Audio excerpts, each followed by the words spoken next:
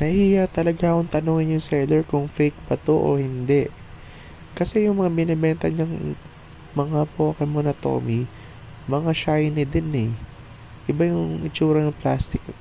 Kadalasan kasi matte yung finish nung mga laruan. Pero ito kasi medyo shiny siya.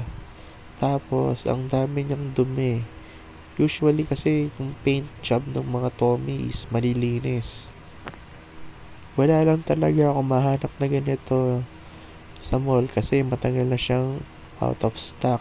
Kasi Gen 7 pa to eh. Ngayon yata Gen 9 o Gen 10 na yata eh.